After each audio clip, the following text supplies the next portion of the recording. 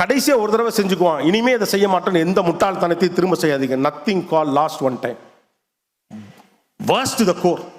இன்னைக்கு இருக்கக்கூடிய பெரும் பிரச்சனை அதுதான். இந்த ஒரு தடவை இனிமே அதை செய்ய மாட்டேன், இந்த ஒரு தடவை இனிமே அதை செய்ய மாட்டேன். நோ, இனிமே அதை செய்ய மாட்டேன்னா இனிமே இதை செய்ய மாட்டேன்.